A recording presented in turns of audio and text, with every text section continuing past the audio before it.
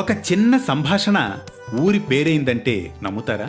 అవును, ద్రౌపదితో భీముడు పలికిన పలుకే ఓ ఊరి పేరుగా స్థిరపడి నేటికీ పిలువబడుతోంది. ఆ ఊరు ఏదో ఎక్కడుందో తెలుసుకోవాలంటే విందాం అనగనగా.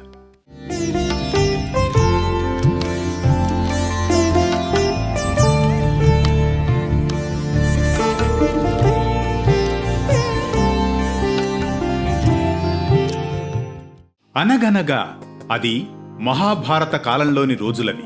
ఆంధ్రప్రదేశ్ రాష్ట్రం చిత్తూరు జిల్లాలోని ఓ గ్రామం. ఈ గ్రామం ప్రస్తుతం చిత్తూరు పట్టణానికి కేవలం 15 కిలోమీటర్ల దూరంలో ఉంది. ఆ గ్రామంలో జలకళతో గలగలా ప్రవహిస్తున్న సెలయేరు పక్కనే ఓ శివాలయం ఉండేదట. ఒకరోజు భీమసేనుడు ఆ సెలయేరులో స్నానాధికాలు పూర్తి చేసుకుని ఒడ్డునే ఉన్న శివాలయంలోని ఆ పరమేశ్వరుణ్ణి పూజిస్తాడు. పూజానంతరం సమీపంలోని చెట్టులో దివ్యంగా విరిసిన ఓ పువ్వును చూసి ఆకర్షితుడై ద్రౌపదీదేవికి ఇవ్వాలని భావిస్తాడు.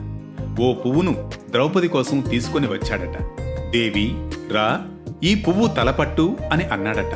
భీముడు ద్రౌపదితో మాట్లాడిన ఆ మాటే గ్రామంలోని ప్రజల నోట అలా అలా వాడుకలో పలికి పూ తలపట్టుగా మారినట్లు పౌరాణిక కథనం. అందుకే నేడు పూతలపట్టుగా పిలువబడుతోంది.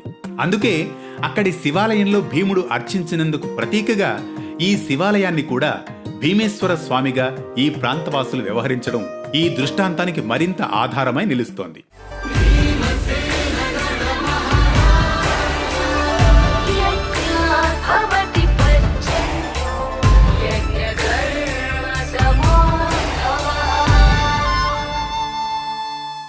ఇక్కడి భీమేశ్వర స్వామి ఆలయంతో పాటు వరదరాజస్వామి వారి ఆలయాలు ప్రాచీనమైనవిగా 14-15వ శతాబ్దాల నాటి చోళరాజుల శిల్పకళా వైభవాన్ని ప్రస్ఫుటించేవిగా నేటికి మనం దర్శించవచ్చు.